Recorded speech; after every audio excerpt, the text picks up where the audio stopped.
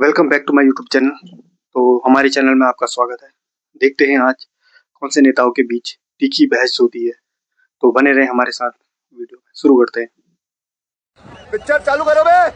ये इस्लामिक देशों की आपसी प्रतिस्पर्धा से शुरू होकर एक बहुत खौफनाक मंजर पे जाके बैठ गई है। अच्छा, जहां इस रंग की न्यूज़ेस आ रही हैं कि सऊदी अरब और यूएई का भी ये मानना है कि अमेरिका अब ईरान को निर्णायक रूप से पराजित कर दे, बोल डिसाइसिवली डिक्लाइन कर दे, अन्यथा वो ईरान अगर आधा घायल ईरान रह गया तो शायद इनके लिए ज्यादा खतरनाक हो। दूसरी तरफ ईरान का मानना है कि अब वो सभ्यता मूलक प्रश्न उठाने लगा कि हम हजारों साल पुरानी सभ्यता है और आप हमें निपटा नहीं सकते। तो मैं कहना चाहूंगा आज मिडिल ईस्ट के देश और ईरान, इनका रिलेशनशिप जानते क्या हो गया है? क्या? वो जो आप लोगों ने पुरानी वाली मुगले आजम फिल्म देखी हो तो जो आखिरी वाला सीन था जिसमें अनारकली को फांसी दी जा चुकी है, पर एक रात के लिए उसको मलिका हिंदुस्तान बनाकर भेजा जाता है सलीम के पास, तो अकबर उससे कहता है सुबेरा होने से पहले तुमको इसे सुंघा देना होगा, वरना सलीम तुझे मरने नहीं देगा और हम तुझे जीने नहीं देंगे। कहना क्या चाह रहे हैं भैया आप? तो आज मिडिल ईस्ट के कंट्री कह रहे हैं कि ट्रंप हमें मरने नहीं देगा पर ईरान हमें जीने नहीं देगा। यानी दोनों तरफ से वो मामला बुरी तरीके से फंस गया। मगर एक सकारात्मक प्रश्न मैं कहना चाहता हूं, अगर ईरान ने यह विषय उठाया है कि हम 6000 साल पुरानी सभ्यता हैं और हमने कई बार युद्ध लड़े हैं और हम नष्ट नहीं होने वाले, तो यहां पर प्रश्न बहुत उचित है। अगर ईरान अपने सभ्यता मूलक प्रश्न की तरफ गया तो ईरान के वर्तमान कैरेक्टर से कई चीजों में बदलाव संभव है, क्योंकि मैं कह सकता हूं भारतीय उपमहाद्वीप यानी इंडिया, अगर वीडियो पसंद आए तो के लाइक मुसलमानों और के शेयर अलावा कीजिएगा। सिर्फ ईरान एक ऐसा देश है जिनके मुसलमानों को यह पता है कि वो मुस्लिम होने से पहले क्या थे। बाकी जगह प्री इस्लामिक हिस्ट्री पूरी तरीके से वाइप आउट हो चुकी है। और अगर सभ्यता मूलक प्रश्न उठेगा तो भारत इसमें बहुत अच्छी भूमिका निभा सकता है। आप में से जो बच्चे बैठे हैं और जो आपके लाखों दर्शक देख रहे हैं, मैं उनसे कहना चाहूंगा कि जरा जाके चेक करिए। प्राचीन ईरानियन एक गॉडेस है जिनका नाम है आरा देवी सूरा अनिता। एक तो नाम है आरा देवी, यह सभ्यता मूलक क्वेश्चन है, सिविलाइजेशन, और उनके सर के पीछे सूर्य ऐसा बना है, सूरा नाम है, और वो बैठती किस पे है? शेर पे बैठी हैं। तब आपको समझना चाहिए कि कनेक्शन कहां से। और अगर अमेरिका कहता है तो अमेरिका भी बड़ी पुरानी सभ्यता थी। आप में सबसे जाके मैं कहता हूं जाके चेक करिए, monkey God of Honduras. Honduras एक छोटा सा कंट्री है लैटिन अमेरिका में, उसकी आप फोटो देखेंगे तो घुटने के बल बैठे हुए बंदर हैं और हाथ में गदा तक लिए हुए हैं। तो आपको समझने की जरूरत नहीं है कि वो किसके कनेक्शन है। तो अगर इन देशों में सिविलाइजेशनल सेंटीमेंट उभरता है तो विश्व के लिए भविष्य में एक सकारात्मक दृष्टि उभर कर सामने आएगी। भारत उसमें वो भूमिका निभाएगा जिसे मैं अटल जी की कविता की पंक्ति के रूप में कहना चाहूंगा कि दुनिया का इतिहास पूछता रोम कहां यूनान कहां है, घर घर में शुभ अग्नि जगाता वो उन्नत ईरान कहां है, दीप बुझे पश्चिमी जगत के छाया जब बर्बर अंधियारा। चैनल पे नए हैं तो हमारे चैनल को सब्सक्राइब करिएगा। हिंदुस्तान हमारा। खाओ मां कसम। बातचीत तो सभी समस्याओं का समाधान है, और विशेषकर जो युद्ध की जो परिस्थिति है उस परिस्थिति में बातचीत ही कहीं ना कहीं ये रास्ता निकालेगा। लेकिन सच्चाई है, जो अहंकार में डूबे हुए हैं, अमेरिका की समाज में जाकर के देखिए कि अमेरिका के अंदर में किस तरह उनका विरोध हो रहा है। बात तो सही है।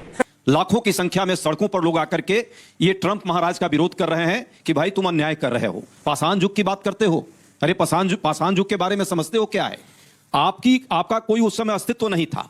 और वाकई जब पाषाण युग की बात करोगे, मेसोपोटामिया की सभ्यता से लेकर के और सिंधु घाटी सभ्यता तक की बात अब जब करते हैं तो सभ्यताओं का विकास शिकार से कृषि युग में आने वाले लोगों का जो इतिहास है वो यही रीजन है जिस रीजन की बात आप कर रहे हो। सही पकड़े हैं। सच्चाई यह है कि अमेरिका को, विशेष करके ट्रंप को पर्सनली बहुत ज्यादा अहंकार है, और अहंकार में जो है वो कहीं ना कहीं इस पूरे विश्व की जो शांति है उसको भंग करने का प्रयास कर रहा है। ईरान की बात करें, ईरान की जो परिस्थितियां हैं उस परिस्थितियों में मरता क्या नहीं करता। आज जो परिस्थिति उसकी है, जब आप उस पर आक्रमण करते हो और आक्रमण करके उसके बच्चियों तक के छोटे छोटे बच्चों को भी स्कूल में भी आप उनको मारते हो, उन परिस्थितियों में उसको क्या उसके पास अब विकल्प है? विकल्पहीनता की परिस्थिति में जब वो ऑलरेडी आपसे बातचीत कर रहा था, ओमान जो है ऑलरेडी उसमें इन्वॉल्व था, उसके सारे लोग इन्वॉल्व थे उस समय, उसके सारे सीनियर लीडर्स को आपने मार दिया। आज परिस्थिति है जब स्टेट ऑफ हॉर्मुज पर जब वो रोक लगाया, प्रतिबंध लगाया और विश्व की आर्थिक नाकाबंदी आज हो चुकी है, यहां तक कि अमेरिका में भी महंगाई और बाकी चीजें बढ़ी है, तब आपको समझ में आ रहा है। और ट्रंप के बारे में क्या कहना है? मुझे लगता है ट्रंप के बारे में भारत के लोग समझते हैं, बिना पेंदी का लोटा है वो। आज ठीक है, कल कुछ कह देगा, परसों कुछ कह देगा, रोज अपनी स्टेटमेंट बदलता है। और सच्चाई यह है कि उस स्टेटमेंट के बदलने के बाद भी परिस्थिति जो है गल्फ के देशों में आज भी स्थिति खराब हो रही है। अमेरिका की वर्चस्ववादी जो राजनीति थी, उसकी जो सिस्टम था, ताकत थी, वो कम हो गई। ऑपरेशन सिंदूर पे तो आप लोग उन पर बहुत विश्वास कर रहे हैं। नहीं, मैं अभी समझाता हूं। मैं विश्वास नहीं कर रहा था, अभी तक हमारे लोगों ने बोला ही नहीं।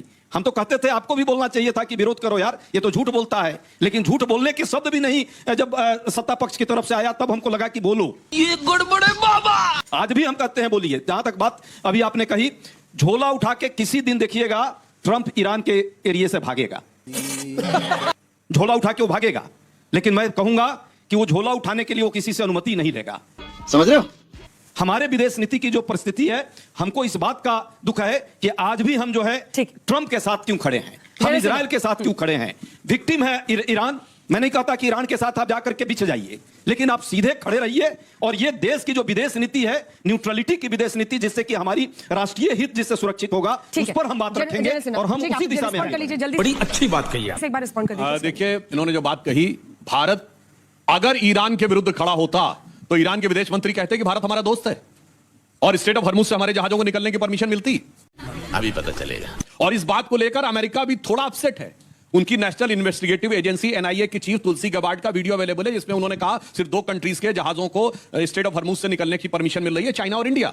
चाइना को दे रहा, लॉजिकल है, चाइना ईरान का 80% तेल खरीदता था, हम तो उससे नहीं लेते थे, फिर भी दे रहा है। इसका अर्थ यह हुआ हम ईमानदारी से खड़े हैं, संतुलन के साथ खड़े हैं, परिपक्वता के साथ खड़े हैं, कहीं गिरे नहीं है। हाँ, वो एक अलग दौर था जब आप जाके चेक करिए, एसएम कृष्णा भारत के विदेश मंत्री थे, हिलरी क्लिंटन विदेश मंत्री हैं, बगल में बैठी हुई हैं, एसएम कृष्णा जी यूं बैठे हैं और हिलरी क्लिंटन अनाउंस कर रही हैं, India has decided that India will not purchase oil from Iran. UPA सरकार में। हाँ बेटा।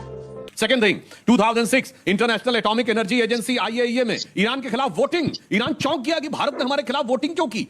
किस लिए? क्योंकि अमेरिका से न्यूक्लियर डील करनी थी। तो बहुत सारी चीजें हैं। और फिर आप, मैं कहूंगा, जाकर नटवर, कई बार बोल चुका, नटवर सिंह की किताब one life is not enough में उन्होंने लिखा, मुझे विदेश मंत्री से इसलिए हटाया गया क्योंकि अमेरिका नहीं चाहता था, और ये बात मुझे सोनिया गांधी जी ने। ठीक है, छोटा सा चड्ढा समझाओ इसे। आपको तो उन्होंने खुरेद दिया है। बड़ा अच्छा बात कहा इन्होंने। तो 2019 में यही ईरान से तेल हम खरीद रहे थे और इसी सरकार ने कहा था, मोदी जी की सरकार ने कहा था कि हम खरीदेंगे। फिर वो कौन का रोक दिया आपको? वही ट्रंप की सरकार ने आपको रोका और आप खरीदना बंद कर दिए। कवाली बेइज्जती।